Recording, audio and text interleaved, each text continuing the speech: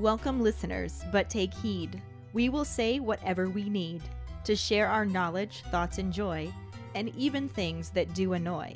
So join us now, but be aware, we have a tendency to swear. We'll dial it back a little bit. But frankly, we don't give a shit. Welcome to For Fawkes' Sake, a Harry Potter book movie compare and contrast podcast. I'm Ellen, gelling like a felon, and the lady Keighty over there is giving me a look that's kind of shady. Are you having fun? Well, I am blonde again, and you know what they say. We do have more fun. Yeah, sure. Let's go with that. Or, hear me out. Let's just fly into the Phoenix flashback. Last week we covered the first part of Chapter 35, Beyond the Veil, and the somewhat corresponding film scenes. Our heroes find themselves smack dab in the middle of a murder muncher buffet. Harry has a one-track mind when it comes to his dogfather until the siren song of meddling calls him. Neville puts on his big boy pants when faced with the prospect of vengeance. Bellatrix is just as unhinged as her wanted posters would suggest. Luckily, villains are very easy to stall while attack plans get whispered between our heroes. Hermione tries to stop Harry from poking the bear, but that's nothing but futile. And Lucius had a snowball's chance in hell to get the prophecy. Unfortunately, he's melting quick. During episode 182, It's the Little Dings, our Potter pondering was, do you think Nagini could have picked up the prophecy for Voldemort since she has part of his soul inside her? G'day guys, Jackson here with my Potter pondering for this week. While it's an interesting question, I don't think that Nagini could have picked up the prophecy. I mean, yes, she shares part of him in her as a Horcrux, but I think it's pretty explicitly said that only those who the prophecy are about, the actual person themselves, can pick it up. And besides, would she have been able to? I mean, I guess she could fit it in her mouth. We all know about the whole unhinging the jaw thing, but nah, I don't think so. I don't think Nagini could have done it. It's an interesting question, though. Hi, this is Jessica calling in my Potter pondering for this week. If Nagini could grab the prophecy, I think she could potentially, but it brings up more questions about the protection spells in place, like how specific they are and whatnot. Is like the small piece of his soul enough for it to recognize her as him? But also, how would Nagini grab it? Like, physically? Would she swallow it and then, like, regurgitate it at Voldy's feet? I'm just trying to picture her, like, randomly sprouting hands. We know she can't transform into a human anymore, so how would she get it and not, like, break it in the process of, like, trying to grab it? I'm just, like, thinking of all the ways in which she, like, does she have, like, a little pouch? Like, I don't know how she would, like, just physically grab it, let alone, like, getting past the protection spells in the first place. So, I don't know. Yeah, so that makes me curious, and it just puts a bunch of little images in my head. We need, like, that's a montage that you could do. Nagini trying to grab the prophecy off the shelf without shattering it. Hi, Ellen and Keighty, this is Tom. My answer for why Voldemort didn't use Nagini to get the prophecy is, I kind of thought he tried already. I honestly thought that's what Nagini was doing when she got distracted by Arthur Weasley and decided to attack. I just assumed that he who must not be named didn't use her again because she would get distracted. Bye. Thank you so much for your responses. Our trivia question last week was, which Death Eater does Hermione hit with Silencio before he can finish yelling out Harry's location? Harry recognizes the silenced murder muncher as Antonin Dolohov as he mimes for Harry to give him the prophecy or he will kill Hermione. Like he wasn't going to kill them all anyway once he got the prophecy. Right? Evil guys aren't smart. No, that's why they're evil. Exactly. Congratulations goes to Callista Whitewolf. Woohoo! She's up to 3 weeks in a row, which is a pretty good streak, especially when you consider how inconsistent we've been so far. Here's hoping that gets better, and when it does, do you think she'll keep this streak going? We shall see. For now, let's dive into part 2 of the very long chapter 35, Beyond the Veil, and the missing a lot of details corresponding film scenes. Chapter 35, Beyond the Veil, Part 2. A Death Eater tries to grab them, and Harry elbows him in the masked face. Everyone is yelling cries of pain among thunderous crashes as the shelves collapse upon themselves and the seers speak their prophecies all at once. Harry finds their path clear and sees Ron, Ginny, and Luna sprint past them, arms overhead. Something heavy hits him on the side of the face, but he ducks and runs on. A hand catches his shoulder, but with Hermione's shouted "Stupefy," the hand disappears. At the end of row 97, Harry turns right and begins to sprint, hearing footsteps behind them and Hermione's voice urging Neville on. He pelts through the doorway into the room with the glittering bell jar, still holding the prophecy, and waits for the others to hurtle in behind him before slamming the door. Hermione pants out colloportus, and the door seals itself with an odd squelching noise. Harry asks where the others are since he thought they were ahead of him and would have beat them to this room, but there's nobody there. Hermione replies that they must have gone the wrong way, but Neville shushes them to listen. Harry puts his ear to the door and hears Malfoy yell at the other Death Eaters to leave not, that his injuries will be nothing to the Dark Lord compared to losing the prophecy. Malfoy directs the Death Eaters to split into pairs to search, to be gentle with Harry until they have the prophecy, but to kill the others if necessary.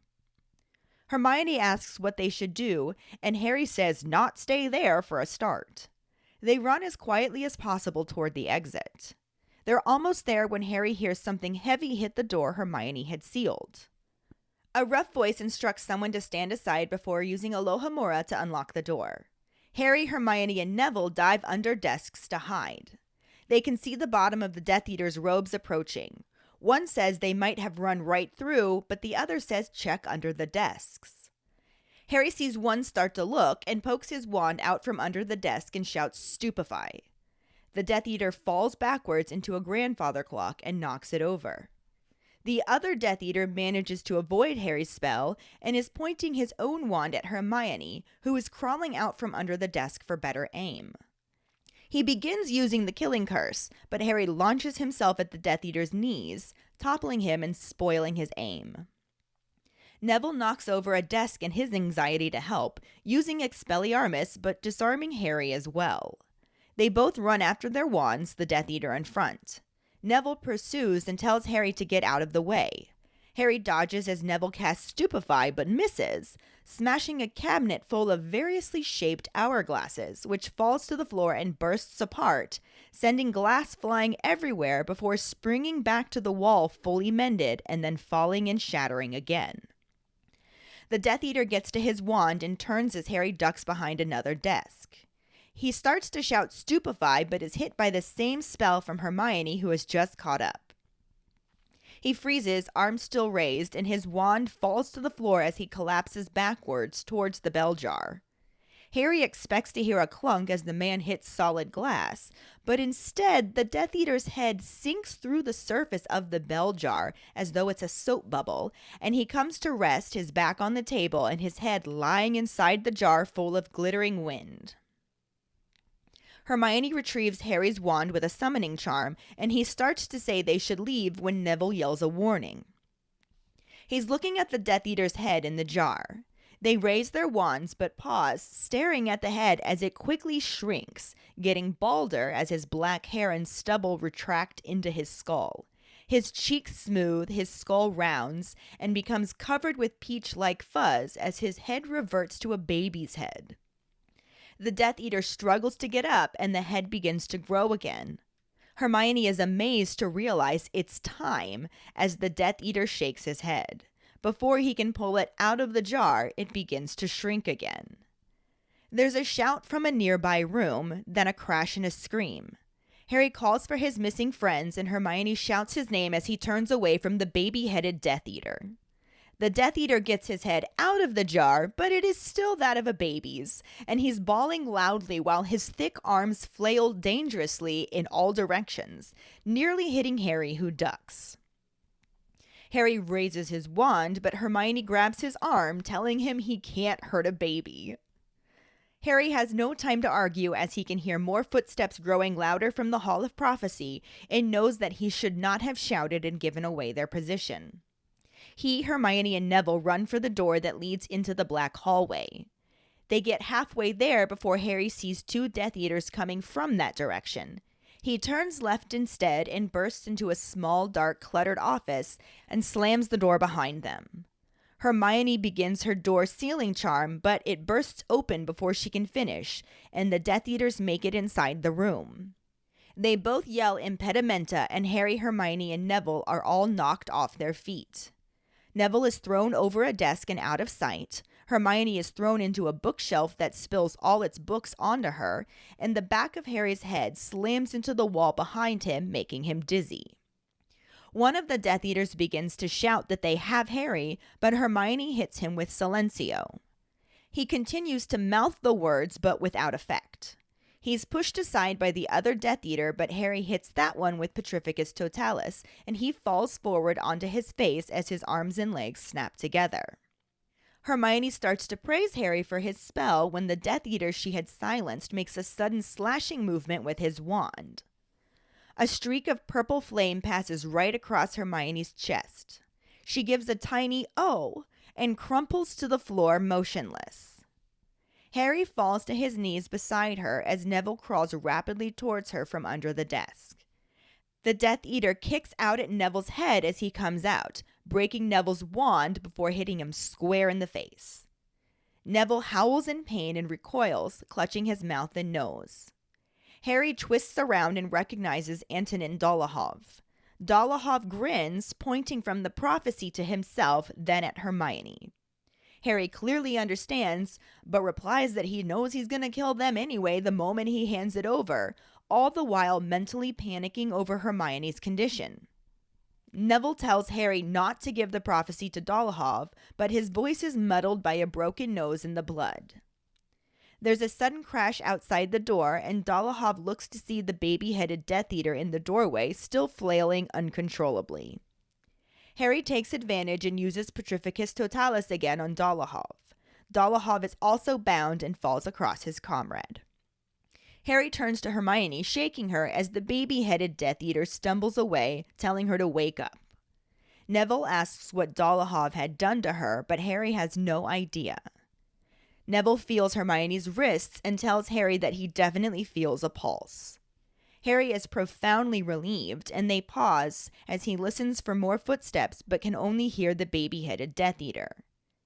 He whispers to Neville that they're not far from the exit and says that he should take her out of here and try to go for help. Neville asks what he's going to do, and Harry says that he's going to go find the others. Neville insists on coming and says they can bring Hermione with them, that he can carry her. They lift Hermione onto Neville's shoulders, and Harry gives Neville her wand. Neville kicks away the remains of his wand and says that his gran is going to kill him because that had been his dad's old wand. Harry looks around and decides that the baby-headed Death Eater isn't a threat. They move back towards the black hallway, which is deserted. The door closes behind them and the walls begin to move. Harry notices that Hermione's fiery X's are gone. Before they can decide which door to try, a door to their right opens and 3 people fall out of it. Harry dashes towards Ron, Ginny, and Luna, starting to ask if they're all right, but Ron cuts him off, giggling weakly as he stumbles and grabs Harry's robes, eyes unfocused. Harry asks Ginny what had happened, but she just shakes her head and sinks to the floor, holding her ankle and closing her eyes as she breathes shallowly. Luna reports that she heard Ginny's ankle crack and says that 4 Death Eaters had chased them into the room full of planets. One of the Death Eaters had grabbed Ginny's ankle and it broke when Luna had blown up Pluto in his face. Harry asks about Ron, and Luna says she doesn't know what got him, but that he's gone a bit funny. Harry decides they should just keep moving, asking Luna if she can help Ginny. Luna agrees, tucking her wand behind her ear. Ginny tries to insist that she can do it herself, but she collapses as she tries to stand and holds on to Luna for support. Harry pulls Ron's arm across his shoulders and starts for another door. As he does, a different door opens and Bellatrix bursts in with 2 other Death Eaters. They shoot stunning spells from across the room at the kids, and Harry hurries through the door in front of him, flinging Ron unceremoniously in front of him and ducking back to help Neville with Hermione before slamming the door just as Bellatrix reaches it. Harry shouts Colloportus just in time and hears bodies slam into the door he had just sealed. One of the Death Eaters says it doesn't matter since there are other ways in, and then shouts to the other Death Eaters that they'd found them. Harry turns and realizes they're back in the brain room, which does have doors all around the walls. He can hear more footsteps as the other Death Eaters come to join the first ones. Harry calls to Luna and Neville to help him as he runs down the room, sealing the doors as they go. Harry hears more bodies hitting the doors as they seal them. As he reaches the top of the room, he hears Luna shout and turns to see her flying through the air before hitting a desk, as 5 Death Eaters surge into the room behind her. The movie picks up as Harry, Ron, Hermione, Ginny, Neville, and Luna run from the Death Eaters and are stopped in their tracks as Lucius appears in front of them in a swirl of smoke. They quickly change directions, and Luna finds herself face to face with a masked Death Eater. He smacks her in the face and knocks her backward to the floor, but she quickly lifts her wand and casts Levicorpus, sending the Death Eater flying up and away from her. As Harry runs down another aisle, Neville casts Petrificus Totalis on another Death Eater, leaving him frozen on the floor. Luna congratulates him as she grabs his hand and pulls him down the aisle. Hermione and Ron run to the end of another aisle and meet up with Harry as several Death Eaters appear around them. They send more stunning spells at them and take off running again as the Death Eaters deflect them and disappear and reappear alongside them. Hermione begins magically sending the prophecies off their shelves to deter them, as Harry manages to hit one of them with Stupefy. All 6 Hogwarts students run into each other where several aisles converge, and Ginny sends a reductor curse towards the Death Eaters that brings down the entire aisle of shelves and orbs. Harry yells for them to get back to the door as Neville grabs Luna's hand and pulls her away from the falling shelves. They all take off running again as the shelves collapse behind them, sending thousands of orbs crashing to the ground and the shelves tumbling over like dominoes. They make it to the door and jump through it, falling several stories into a new room and stopping at a hover just before they hit the floor. They then drop the last foot and all carefully get up as Harry looks at the orb, still safely in his hand. Ron declares the Department of Mysteries to be aptly named, and as they all stand, a whispering can be heard coming from a stone archway in the center of the room. Harry asks if anyone can tell what the voices are saying, and Hermione insists that there aren't any voices, and that they should get out of there. Luna is also looking up at the arch, and says that she can hear them too, but Hermione continues to insist that it is just an empty archway. Harry turns and yells for them to get behind him, holding his wand up as the other 5 move around him and raise their own wands, ready for the incoming Death Eaters. In a swirl of smoke, masks, and robes, Harry is left lying on the ground, still clutching the prophecy. He stands and looks around, seeing his friends each held at wand point by a Death Eater. It's kind of amazing. Is it? That there are similarities here? There are. When it's so fucking different. It's really rough. It's one of those things where, like, the gist of it is the same. Yeah. Like, they're at the Department of Mysteries. They're running from Death Eaters. Harry's trying to keep the prophecy safe. Mm-hmm. They're getting their asses whooped, but getting in a few good hits themselves. Yeah. Like, so much is the same. Except for the details. Yeah. The basics are there. Everything else is like, what? Yeah, and like so much so to the point that when I was going through our notes trying to organize this, I was just like, I don't know how to line this up. So we're just going to talk about what the book did, and then we're going to talk about what the movie did, more like didn't do. That feels like what we've been doing for almost 4 years, but sure, yeah. Well, sometimes it lines up a little better than this. Not this time. This is also kind of strange because it's the first time we've ever had to divide a chapter into 3 parts. Yeah, this is new and different for us. So we had like the setup, And then we'll have the conclusion, but this is like the middle part where it's all of the details. Mm-hmm. And the movie never does the details right, so I don't know why I was kind of surprised. Yeah, I'm not sure what you were thinking there, Ellen. Jeez. It's that stupid optimism. Sometimes it just lets me down. Psh. Optimism always lets me down. That's why I don't have any. But this part of the book, like I said, we're now in like the middle of the chapter.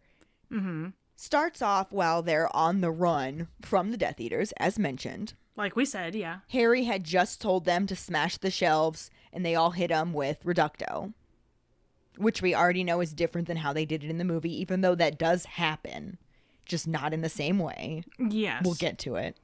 Mm-hmm. But they've smashed the shelves. Things are falling. It's kind of cleared a path for them. So now they're like, fucking run! And that's where we are. Like, this is where this is picking up. They've got these other Death Eaters because it starts off in the book with all 12 of the Death Eaters there. Yeah. Like, they are outnumbered 2-1, and they are there in the beginning just surrounding them. Shit is going down. Oh, yeah. Mm-hmm. And a bunch of that shit is prophecies that are shattering to the floor. Yeah. Which is interesting because as they're all shattering, it's causing them to go off. Yeah.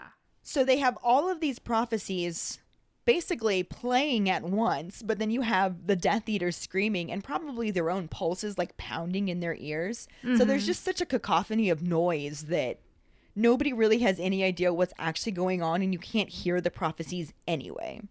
I find it interesting that the prophecies can only be retrieved by someone who the prophecy is about, but apparently if you just knock it off the fucking shelf, you can hear it anyway.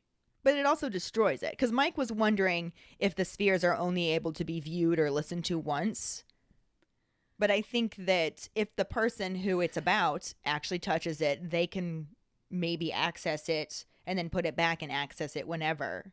It's probably But like a handheld if the only GIF. way to hear it is to destroy it and let it crack open and start playing that way, then it would only be once because it's destroyed. I mean, that's not how it happened in the movie, because Harry was looking at it and he could hear it.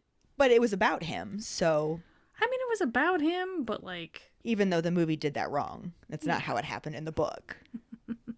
I haven't gotten to say that's not how it happened in the movie in a very long time, so... You will at this point. I just did, so there. Yeah.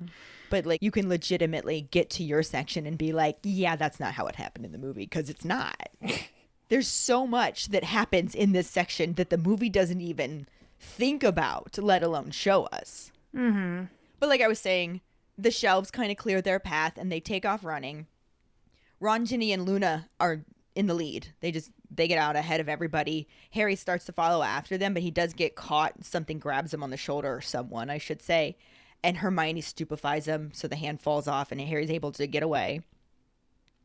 Gets to the end of row 97 where they are, turns right, and just starts sprinting to the door. Mm-hmm. He can hear Hermione urging Neville on behind him, and they're not too far behind. So he makes it through the doorway. He's back in that room with the glittering bell jar. Still has a good grip on the prophecy, because that's the whole fucking point of this at this point. Pretty much. And as soon as Neville and Hermione come in behind him, he slams the door shut, and Hermione seals it with Colloportus, which... the week that we skipped an episode since it was my last week of school and just kind of insane with all of the different programs and stuff, I just posted a trivia question for funsies, and this was the trivia question. So which was our trivia question then? Sort of. Yeah. Just a fun one. Wasn't for anything. Got some good responses on that, actually, because I asked what the spell to lock a door is, and Jessica said Locadorio. Locadoria. I like that. And Aromahola. Whoa. Whoa. Alohomora backwards. Yeah, but that sounds way dirtier. Like, Of course it that does. sounds so dirty. Dave said Dorgarium Laciosa. Sure. Ian actually knew it was Colloportus. But my personal favorite one was when Diana said Unlohamora. Which made me comment that it could be Delohamora also. And then I thought about it. I said, unless it's Hawaiian, because then theoretically it could still be Aloha Mora. God damn it, Ellen. God damn it. So I just had to share that because it was pretty funny. Kind of makes me want to do more of those too, just randomly. Yeah, just little fun ones. But then the door, colloportus, causes the door to seal itself. Apparently, it makes a squelching noise while doing that. Mike wanted to know if that was a necessary detail. Like, why? Ew. Squelching? Ew. Like, that's an awful word. Squelching is a very disgusting word. Yeah. That brings to mind, like, your shoes when you're walking in the rain. Right. That's not comfortable. No, it's kind of unpleasant. Downright. And that's the most PG thing I can think of as well. So Let's not get into that. Like, I know we have the rating, it's there, but Harry Potter. So anyway, at this point, Harry realizes that the others are not in the room, so they're missing half their party. Mm-hmm. He's just like, they were ahead of us. Where'd they go? So Hermione thinks they may have gone the wrong way. Like, Harry turned right at the end of 97. Maybe they accidentally turned left. Who knows? Mm-hmm. At this point, Neville interrupts them because he's like, hey, somebody's coming. Listen. Harry puts his ear to the door, and he can hear Malfoy yelling at the other murder munchers to just forget about Nott. This is one of the ones that got stupefied, laying on the ground. That's probably the one who put his hand on Harry's shoulder. And Lucius Malfoy's just like, forget him. His state is nowhere near as important as us losing this prophecy. Like, we cannot lose this prophecy. Voldy's going to be pissed about that. Mm-hmm. He's not going to care that much about Nott. So let's move on. Big facts. This also made Mike wonder why Dumbledore didn't just take the prophecy ahead of time. Like, they knew that Voldemort wanted it. So why didn't he just take it and put it in protection like he did with the Sorcerer's Stone / Philosopher's Stone, depending on which version you're reading? Maybe because it wasn't technically about him. It was told to him.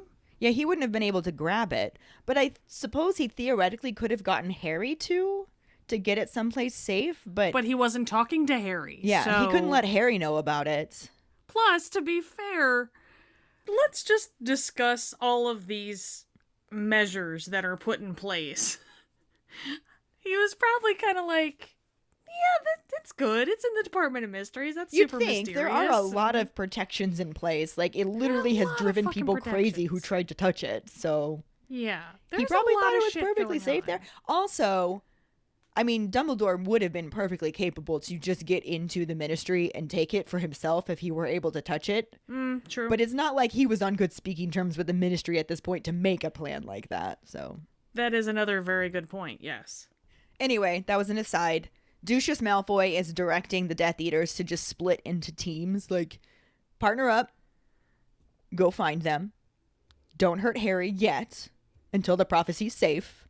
But go ahead and kill the others if you want to. Like, that's totally fine. Like, if necessary. Sure, he yeah. does say if necessary. I'm like, if necessary. I feel like the very first thing that a Death Eater does when he encounters Hermione is try and use Avada Kedavra on her. So clearly, like, if necessary was a very loose direction.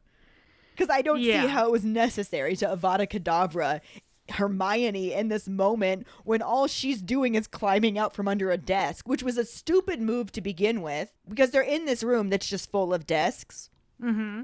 And they're coming up to the door. They're like hitting against it because it's sealed, so they can't just easily get through it, but they can unlock it with Aloha Mora pretty simply.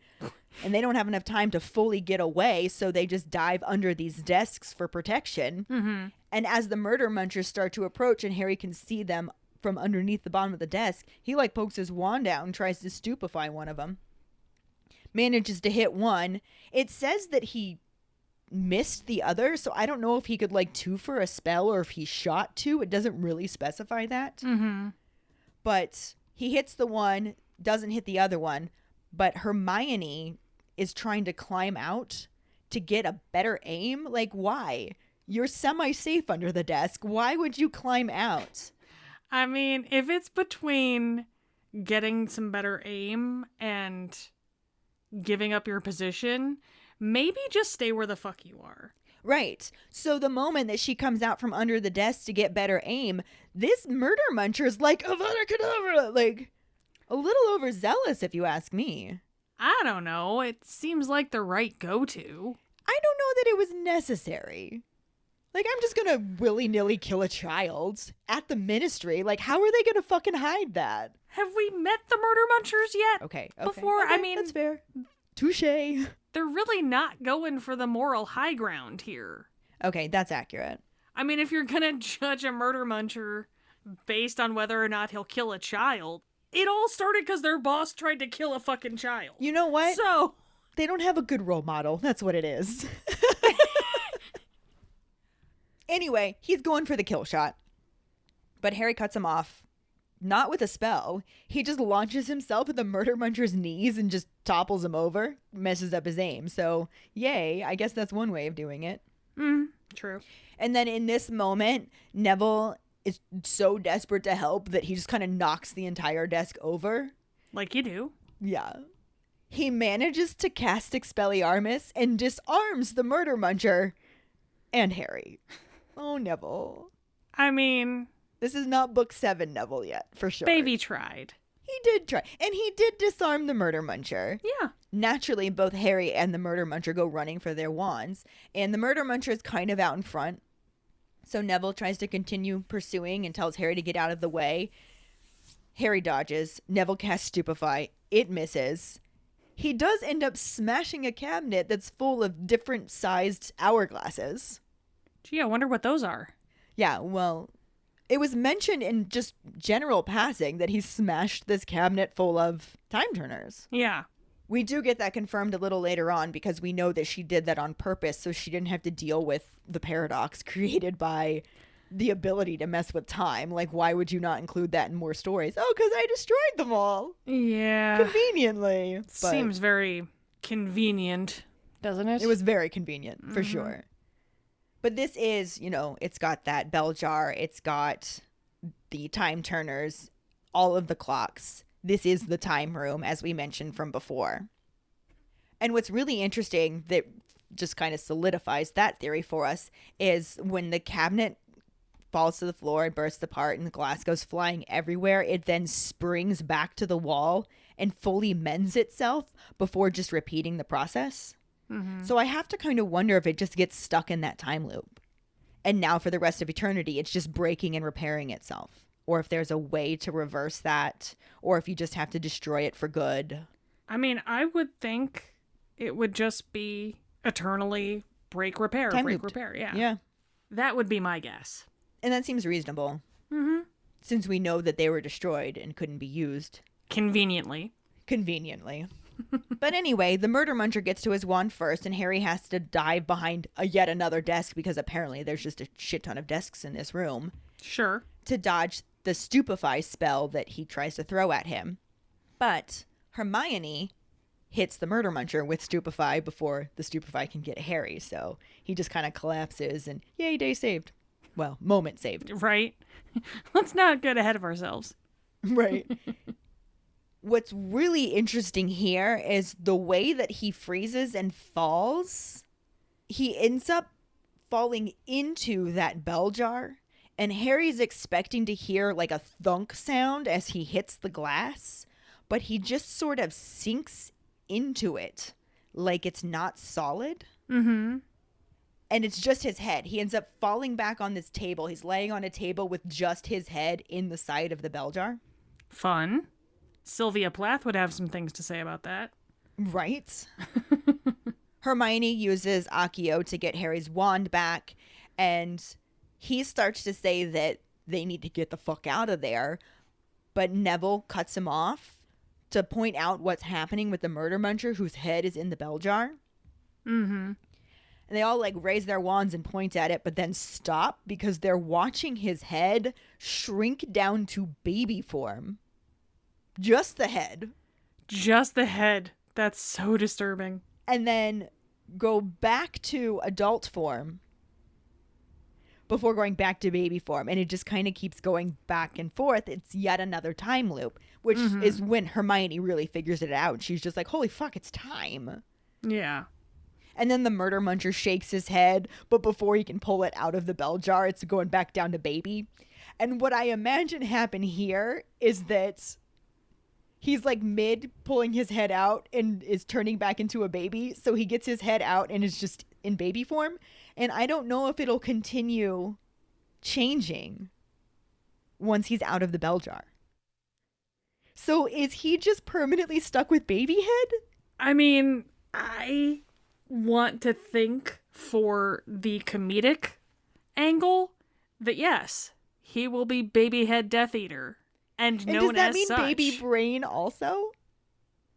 I mean, was he really that smart to begin with? Well, I'm just wondering, like, is he only going to be able to cry? Is he going to be able to talk at all? Is he going to, like, not know how to properly use the bathroom? Are they going to have to put him in diapers? It's like, what is happening with him?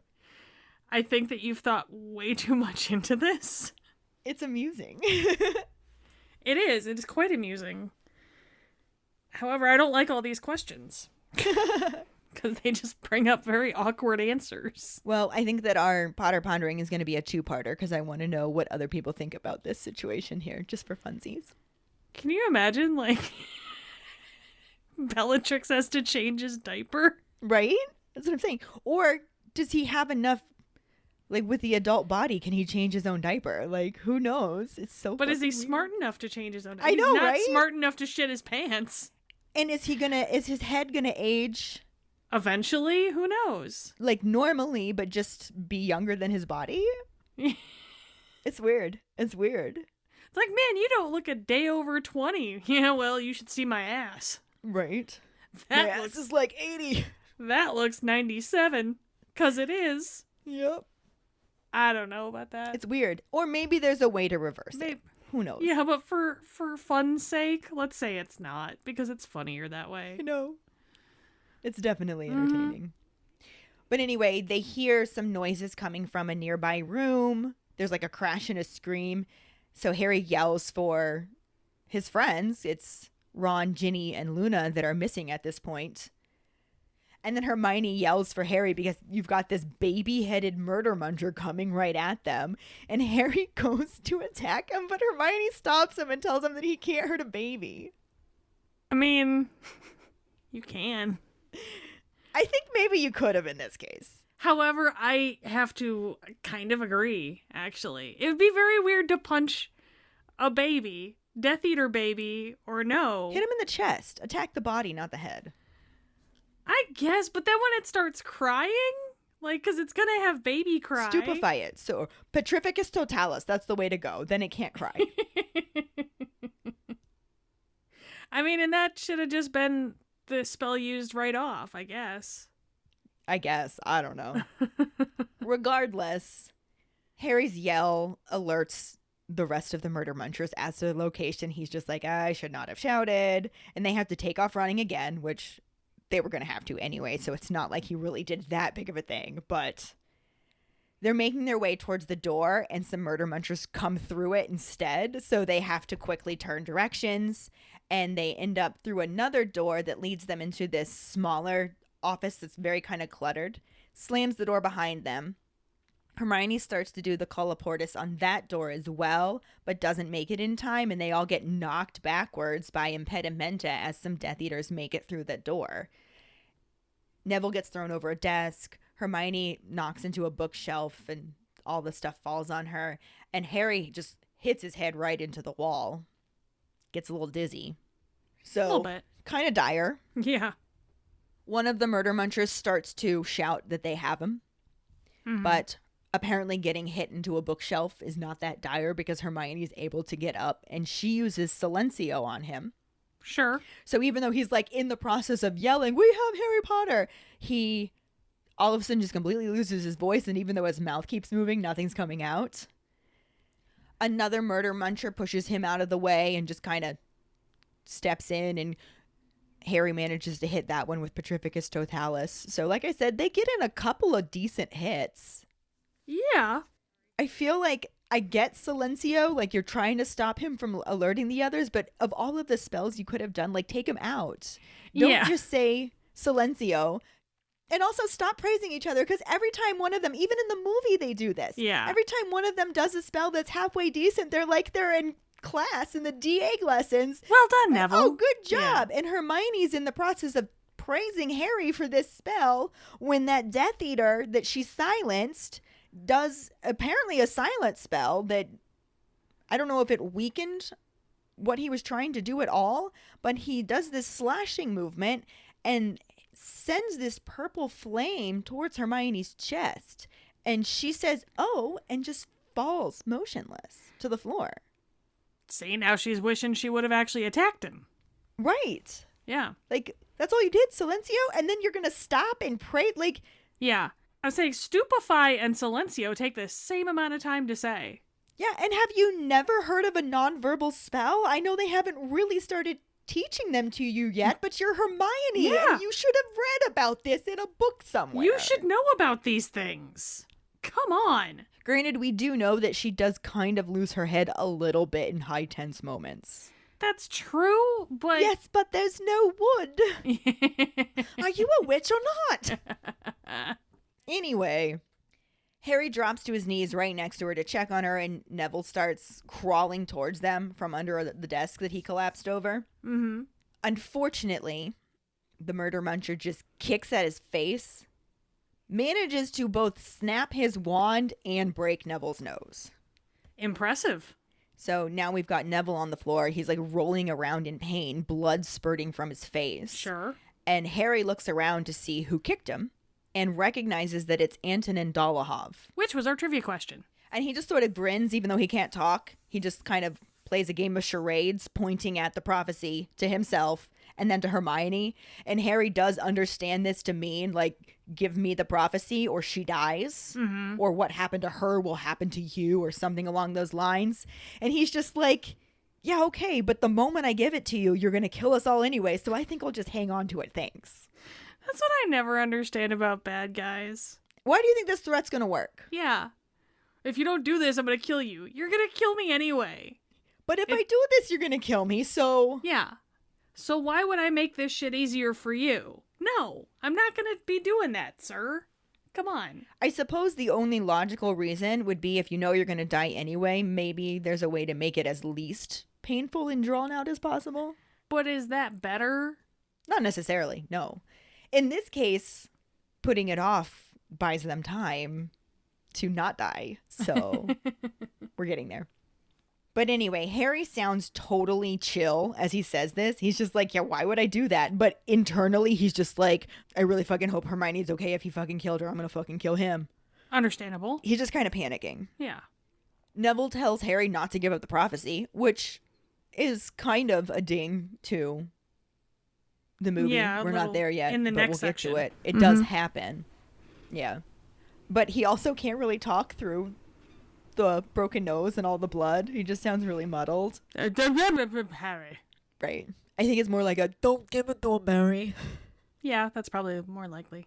Then they hear a crash outside the door, and this is enough of a distraction for Dolohov, who looks over to see the baby-headed murder muncher just flailing uncontrollably through the doorway. So I imagine that he does have the mental capacities of a baby and can't really control this adult body very well. I guess. Yeah. But like I said, it distracts him, so Harry uses this opportunity to hit him with Petrificus Totalis. And Dolohov freezes, falls to the floor, kind of lands on top of the other one that was bound as well. So now they're just like getting a pile of frozen Death Eaters at this point. That sounds fun. Death Eater popsicles. Death pops. Death sickles? Murder munchies? I don't know. Anyway. When the Death Eaters become the Death Eaten. Yes. Not enough of them at No. this point, though. Harry then tries to shake Hermione awake, and Neville wants to know what Dolohov did, but Harry has no clue because he's not in Ravenclaw. And it's not like they're teaching them purple flame shit in Defense Against the Dark Arts, especially not this year. Right? They're lucky they know the color purple this year. All they know is pink. Ew. Anyway, Neville checks her wrist and is positive that he can feel a pulse there, which I'm impressed that he knew to do that. So good on you, Neville. Right? Harry finds this very relieving, although it doesn't help the fact that she's still knocked unconscious. And he stops and listens to see if anybody else is approaching, but all they can hear is that baby-headed murder muncher flailing around. So it's like, that's probably okay. Like, he doesn't seem like he's much of a threat, so you should just take Hermione and try to get the fuck out of here. And Neville's like, well, what are you going to do? And he's like, I'm going to try and find the others. And Neville's like, and I'm going to come with you. We'll just bring Hermione. I'll carry her. That makes sense. Yeah. Harry knows that they don't really have time to argue. So he's like, fine, whatever. And he helps get Hermione on Neville's shoulders and then gives him her wand because his is broken. Which I love knowing this little tidbit of information because Neville makes mention of how his grand's going to kill him because his wand that got broken was actually his dad's old wand. Mm-hmm. And it's just interesting to think how poorly he did with spell work. Yeah. Using a wand that did not choose him. Exactly. Yeah. So it's just like a nice little touch there. Yeah. And how much better he does after he gets the new one. Like his own wand that chose him. Yeah. It's nice. I like that. I get him wanting to use his dad's old wand. I'm kind of curious as to whether he wanted to use it or his gran wanted him to use it. I'm thinking that his gran had him use it because he was barely showing traces of magic and she was always putting him down, that she probably didn't want to spend money on a new wand when they had a perfectly good wand that his dad didn't use anymore. Yeah, that data would track for Gran Longbottom, for sure. Yeah. I'm just wondering if maybe for Neville it was more of a sentimental thing. It could have been. He was saving the gum wrappers. It could have meant something to him to be using that wand. But maybe the reason his gran was going to be pissed was because his gran may not have wanted him to use it. I feel like if she didn't want him to use it, she wouldn't have let him use it. I think she didn't want to buy him one. Yeah, all right, that's probably true. But yeah. I'm trying to think of like different options here. He was definitely excited to get his own wand, but we'll talk about that more when we get there. Anyway. Yeah. So they get back to that big round room, black hallway, corridor type thing, whatever it is. It is deserted. Mm-hmm. All of the doors are around the circle as they were before, but now Hermione's X's are gone. So that must have just been a temporary spell. Yeah. While they're trying to decide which door to go through, another door opens and 3 people appear through it. And yay, they found Ron, Ginny, and Luna.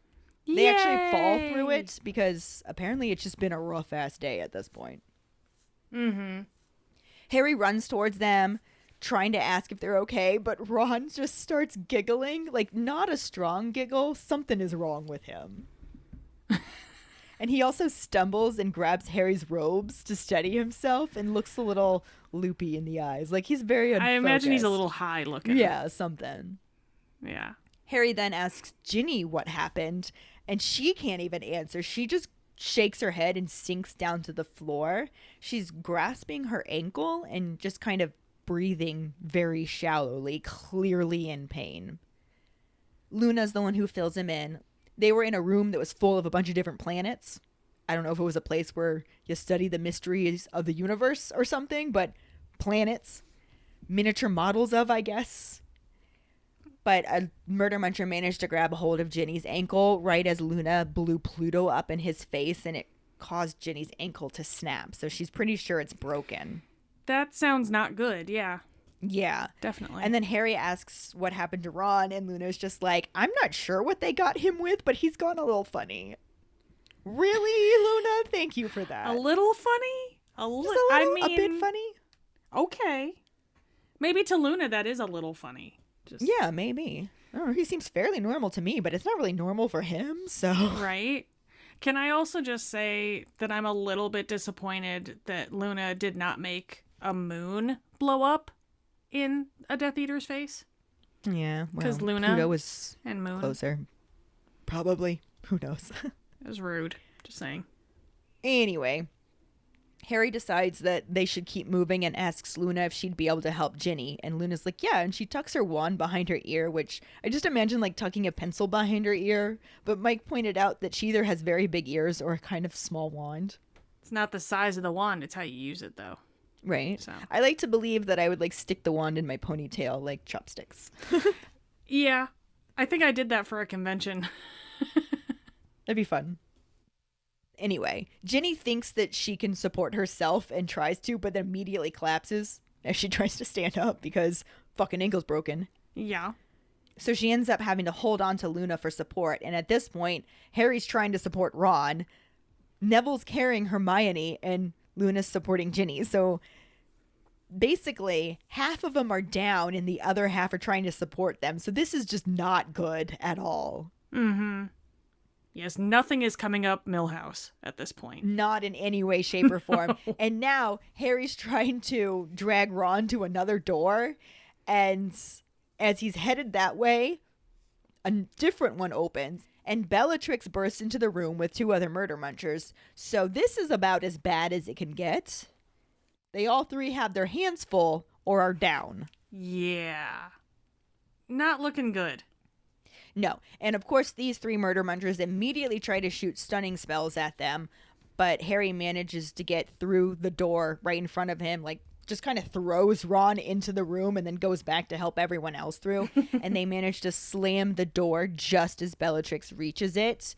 Harry seals it with Colloportus this time, and he hears the bodies hit the door. Let the bodies hit the door! Let the bodies hit the door! God damn it, Ellen. I'd be mad, but I only couldn't because you not beat do me it. to it. Then apparently these Death Eaters don't know anything about Alohomora because they're like, whatever, it doesn't matter, there's other ways into that room, and they don't even try to unlock it. I don't understand the point of locks in the wizarding world. I don't. Well, apparently there are some that you can't Alohomora, but maybe you can only Alohomora ones that have been Colloportused. Okay, but like, why even have locks if something that is literally taught in your first year at Hogwarts is gonna unlock them all? Was it taught, or was it Hermione that knew it? Standard Book of Spells, Chapter 1. Or 4, or whatever it was. That's what she said. Well, okay, that was movie Hermione. I don't know. Yeah, that's what I'm saying. It's hard to say for sure. Maybe that's not when they teach because they're not trying to raise criminals. It just seems like the wrong call. Yeah. But anyway, regardless, they don't use Alohomora. They just go to find the other doors, which buys Harry at least a little bit of time, and he looks around and realizes they're back in that brain room. The brain room. Or the Aquavirius maggot room, whatever you want to call it. Whatever it is, yes. And there are doors all along the walls. Mm-hmm. So he's like, help me, to the other 2 that are still standing, Luna and Neville. And he goes and starts trying to seal all of the doors just to kind of buy them a little bit more time, I guess, because apparently this group's dumb and doesn't know about Alohomora or whatever. Yeah. So as he's sealing them, he can hear more bodies hitting the door. Don't fucking Ellen. God damn it. But when he reaches the top of the room and what is probably the last door at that point, he hears Luna shout and turns around just in time to see her go flying backwards, hitting a desk, and 5 Death Eaters just bursting right into the room. Well, dun, dun, dun. Dun, dun, That's where I decided to cut it off because I mean, where else were you gonna cut it off? it was pretty intense. Yeah, there's a lot going on there. A little bit of a cliffhanger happening here. Oh no, whatever will happen to our heroes? So, that's not how it happens in the movie. Not even exactly. That's not remotely how it happens in the movie. No, that's not even a little bit. There is not a dicky bird of that happening in this movie. Just the gist. Yes. Instead, the golden and silver trio are making their escape down one of the aisles in the ballroom, but problem is, the murder munchers brought their smoke ponies, and those are pretty quick, so suddenly, Lucius Malfoy shows up directly in front of them, blocking their path. Like, what's up, bitch? I'm here. Like, yeah, and like this is the moment where the other murder munchers are starting to show up. They weren't immediately surrounding them like they were in the book. Now they're smoke ponying their way in. They were like, well, let's let Lucius go in by himself, and then Bellatrix comes in. Probably because they couldn't keep her back. Well, yeah. And then everyone's like, all right, I guess we're all fucking coming in. Okay, cool. Let's do this. They're making a run for it. We must go. To the smoke ponies, away! Hi-ho, Smokey!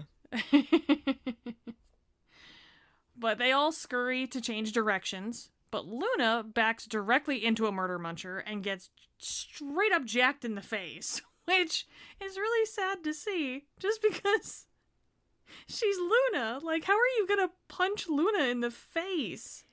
That's so messed up. See above conversation. Murder munchers. Yes. Yeah, all right. Yeah. I mean, if you're totally cool and understanding of them being willing to use Avada Kedavra on a child, why are you surprised that they're going to punch Luna in the face? I mean, maybe it's more the fact that it's, like, physical. It feels more personal, I guess. I don't know. Sure. But, unfortunately for that motherfucker, Luna brought her dueling wand today, and she just sends that bitch flying back with a well-placed Levicorpus. So, very obviously, he brought Fist to a wand fight, and he done learned that that's not what you do. Yeah. Mm-hmm. That's what you get for jacking Luna in the face. Oh, Just it was saying. definitely well-earned. Mm-hmm.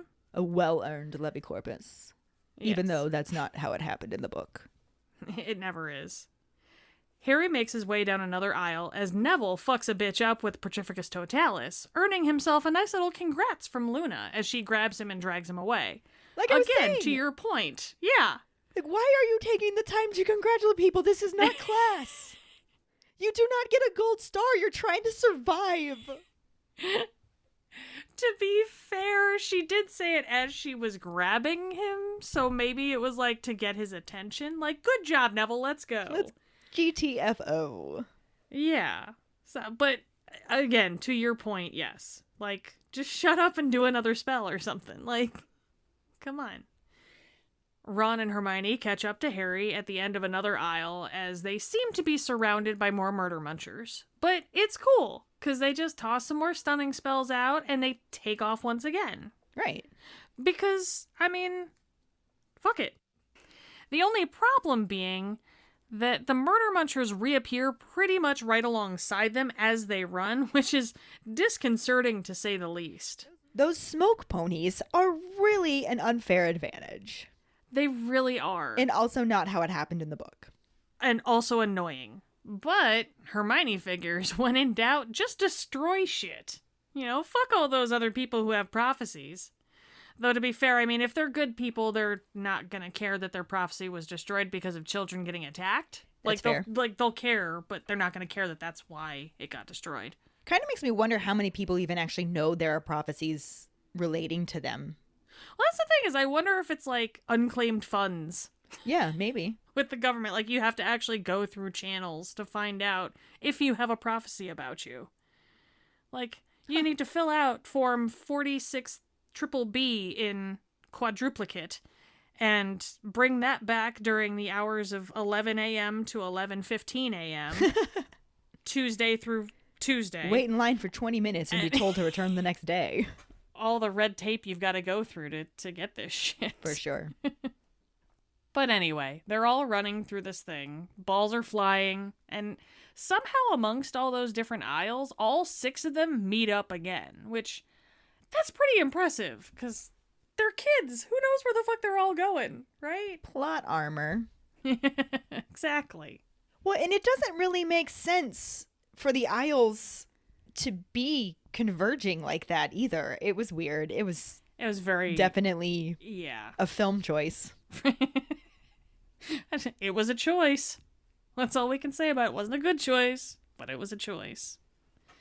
But Ginny shouts reducto at an impending murder muncher, and that bitch goes flying, because, you know, Ginny's badass like that.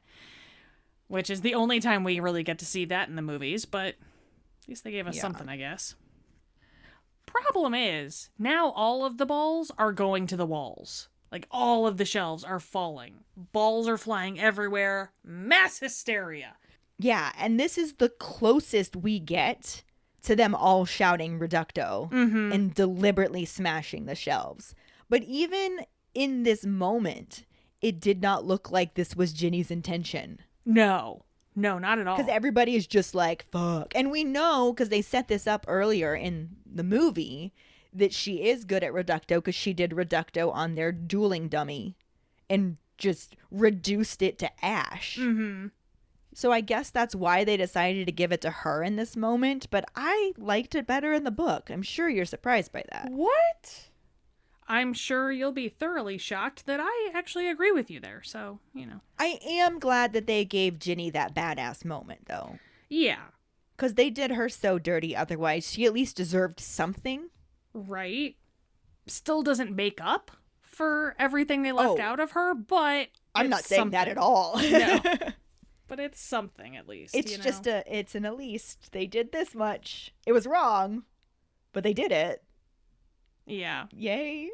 Woohoo, I guess. Woo. So Harry pulls out the white flag and calls for a retreat, tells everyone to head back to the door in a goddamn hurry. Like, let's do this. Which is definitely a little ding. Yeah. Again, it's the little dings. It's the little dings. Learned, you know. Sometimes they're the only dings we get. Yeah. Like now.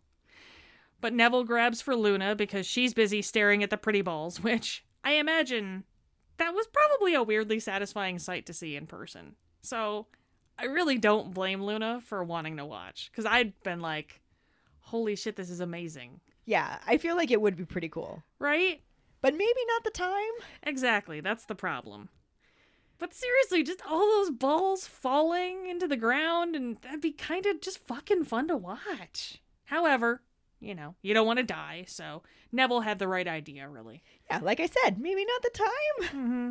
Also, interesting that prophecies can't be grabbed by anyone who isn't named in the prophecy, but apparently a 15-year-old can just go right the fuck up ahead and knock the shelves over and fuck it all up for everybody. Yeah, we kind of talked about that a little bit before, that yeah, destroying them doesn't count as picking them up, or if you don't touch them, I don't know. That just seems like a not well thought through plan. To be fair, I don't think that the majority of the Department of Mysteries Unspeakables were considering a 18-person duel taking place in the Hall of Prophecy. Well, that's on them. Like, honestly, why would they do that? What would make a situation like this arise? You know, there was one guy that was like, okay, but what if kids get in? Damn it, Bob was right. Exactly. Everyone at that staff meeting was just like, that's stupid, Bob. There is no way that that's going to ever happen. We don't even let most people in there to begin with. Why would a kid be in there? And how are the shelves going to get knocked down? I mean, right? Come on, Bob. And then the next staff meeting, Bob's just sitting there like, I don't want to say I told you so. Shut up, Bob. Oh my god. Bob the Unspeakable might be my new favorite character. Because you know he's sitting there just like, I don't want to say anything, but you know, and they're just like, but I'm gonna. And everybody else is just going, you know what, Bob? Why don't you be an unspeakable and unspeak? Zip it. Come on, Bob, just shut the fuck up. You don't want any of your lip, Bob. Fucking Bob. Anyway. Oh, God. I'm enjoying this thought way too much. But moving on, yes. They get to the door and go through it. However, it doesn't take them where they came from.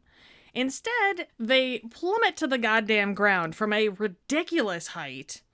But just before hitting the stone ground, which would make for some insanely young pancakes, they come to a stop just before the splat and float like right above the actual surface for a split second before they drop the rest of the way. Insanely young pancakes, huh? Insanely young. Most pancakes need to mature a bit before they become pancakes. Sure. Don't question me, Ellen. Shut up. Uh-huh. Oh, insanely young pancakes. Episode title. Right. Insanely young pancakes. Insanely young. What does this relate to? I always like to think of the keepers like seeing the episode title and just being like, now how on earth? Right. I love it when I ask for their opinion when we can't decide. Right? You give them no when I go in the backstory, patron yeah. chat, I'm like, here are our options. And Mike's always just like, I don't know how to pick from that. I have no idea why you said any of those things. The lack of context is the funniest part. Yeah. I love it so much. Anyway, insanely young pancakes, sticking with it. They all groan a bit when they get up, but they're young, so shut up, you're fine. Just saying. My ass would be out of commission for like a week, but y'all are good. You got young bones. Enjoy it. Luckily, despite all that hullabaloo, somehow Harry still has his ball safely in his hand, where it should be. Which is yet another little ding, because they do make mention in the book about how he makes it through the door and still has a good grip on the prophecy. So, yay. There is that. Sure. Little dings. Ron says the thing that we've been saying for a number of episodes now. Department of Mysteries is mysterious. What? What? It's crazy. They definitely picked the right name. Which is hilarious to me because we've been saying it about all of these other wacky shitted rooms. I'm going with it. I don't know what I just said there, but I'm going with it. Wacky shitted rooms. And this one, they fell through a door and paused a little bit before they hit the floor. I mean... So mysterious. But they could have been insanely young pancakes. So the mystery is how they are not insanely young pancakes right now. But it's one thing, and Ron's just like aptly named, and or maybe he was just taking it as everything. Like, where are all of the other crazy rooms? Well, to this Department of Mysteries. I'm really bummed that those weren't in there. I mean, maybe no, I agree with you there, but maybe he was thinking it the whole time. But what do you mean the whole time? They've been in this place for 5 minutes. They literally got off the elevator, walked into the room, and picked up the prophecy. Like, nothing has happened until this point. That's long enough to... Come on. I don't know. However, it does sort of get a little more mysterious from here. Because they stand and try to take in their surroundings. And we hear a creepy-ass whispering that never bodes well, coming from a big-ass archway in the middle of the room. Now... we all know what's going on here. However, even if we didn't, the unwritten rule is stay away from voices in an arch. It just is. It's not rocket science. Like, you hear whispering, you can't see where it's coming from, you fuck off real quick. You think. This is day one lessons. And I know we already talked about how the movie didn't pre-introduce the archway. Yeah. In the moment where it was pre-introduced in the book. Sure. But I still stick with that because this doesn't do anything. It doesn't. This was like a split second. They're in the room. They didn't encounter it. There wasn't Hermione's real fear about it. It was just like, hey, there's this creepy archway. We're hearing whispering. I don't see this as the same introduction. No, it wasn't at all. Especially since they're in such a panic at this moment. They're not paying that much attention to it. I mean, and maybe that's kind of what they were going for because they were in such a panic, but yet... Harry still stops and is like staring at this archway. Yeah.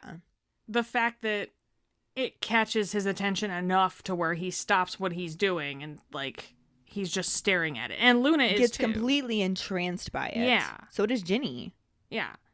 So, I mean, maybe that's kind of what they were going for. It did not translate onto the screen unless you're sitting here listening to us and watching it at the same time and going, yeah, that's right. They did kind of do that there. Yeah.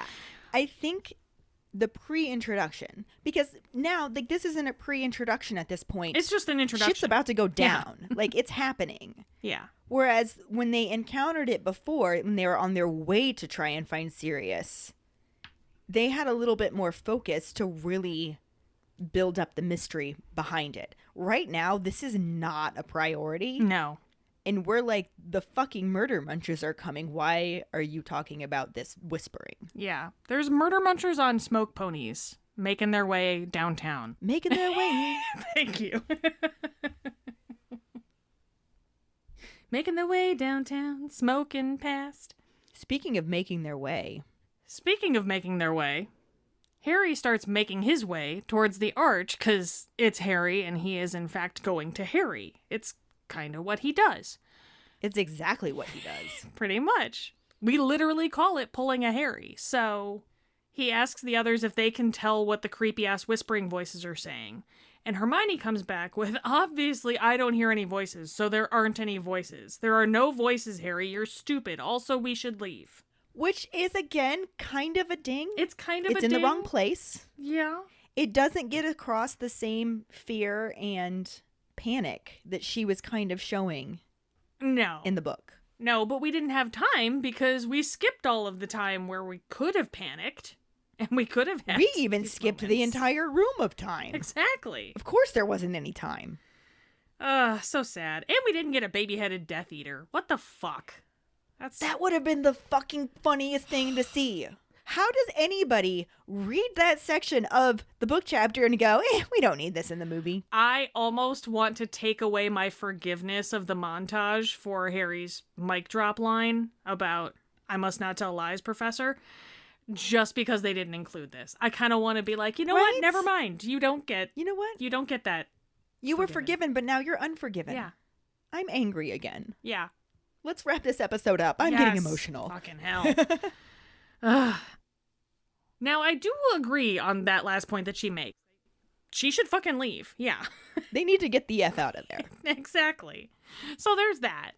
And in true Luna fashion of being the person that you don't really want to agree with you, but at the same time, it's kind of nice to have some sort of backup. Well, yeah. She says that she can hear the voices as well, to which Hermione is just like, no, it's a stupid empty archway. Let's go. And again, it's a little ding. Yeah. It's just wrong. It's still not really showing the fear. It's more like her being like, okay, we got to get out of here. Let's go. And like I was saying, because it's not really a pre-introduction. Yeah. It's not foreshadowing really much of anything. Mm-hmm. I'm sure they meant it to, but it didn't work in my opinion. Yeah.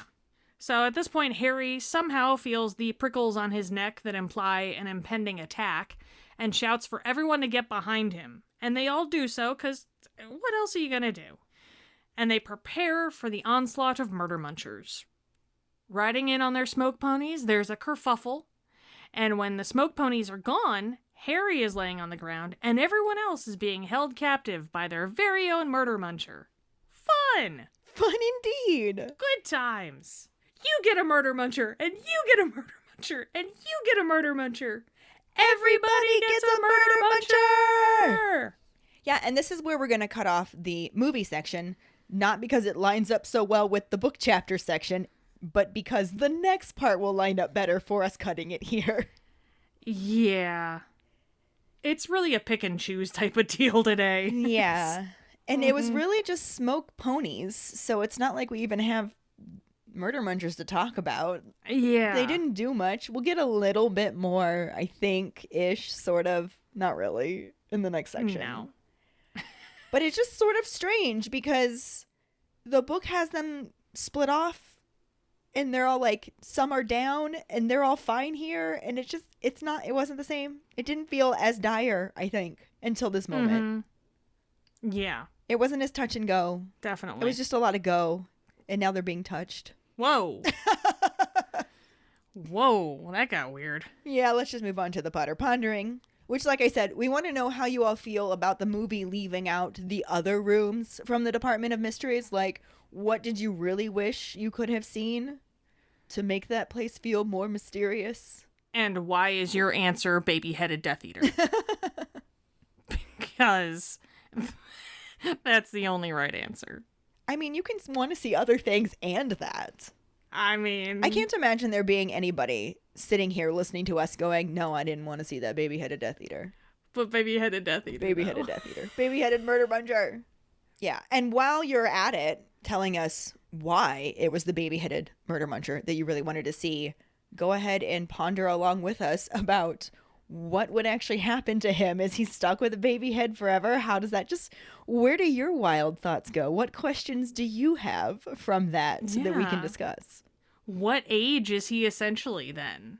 Right? Does it average out? Do you go by the baby's brain age or the body age? I mean, chances are the body's going to give out before the brain does at this point, but it's wild. What do you guys think? Tell us more about it. Let's do this, y'all. Come on. Find the post on our Facebook page and share your thoughts, or call us at 216-526-6792 and leave your response as a voicemail. Make sure you start off telling us your name and then go into your answer. Don't forget you can also stitch your response on TikTok. We really look forward to reading, hearing, and seeing them. Please send us your Sorting Hat stories at forfawkesakepodcast@gmail.com. Let us know your house, wand, Patronus, how you got into Harry Potter, and anything else you might want to share with us. Or you can message it to us over social media. This week's trivia question is, what spell does Dolohov cast on Neville? The first one who responds with the correct answer and the code word twisted with glee will get a sticker. Another way to get a sticker is to rate and review us through iTunes or Facebook. Make sure to email us at forfawkesakepodcast@gmail.com to let us know you did, and we will get back to you to figure out which sticker you want and where to send it. Don't forget to find us and follow us on Facebook, Twitter, and Instagram at FawkesAkePod. Following us on Podbean at fawkesakepod.podbean.com will get you the episode as early as possible and give you a leg up in answering the trivia question. You can also go to our website at forfawkesakepodcast.com to check out our For Fawkes Sake and Harry Potter related merchandise for sale. Don't forget to subscribe to our YouTube channel where we post our weekly podcast episodes, cooking show episodes, vlogs, bloopers, and other random videos. If you would like to support us as a patron, you can sign up on patreon.com/FawkesSakePod.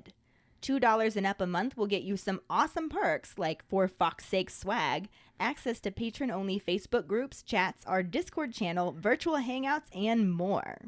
As always, any support you can give is greatly appreciated, even if it's just telling your Harry Potter friends about us. And if you don't have any Harry Potter friends, there's another reason to join our Patreon, because you will meet some of the best Harry Potter people ever. I mean, just the best people ever, really. There's that too. Period. End of sentence. And join us next week when we talk about the third part of Chapter 35, Beyond the Veil, and the sort of corresponding film scenes. Thanks for listening. We hope you hear us again. I'm Keighty. I'm Ellen. And in the meantime... keep calm and Harry on! Oh, for fuck's sake.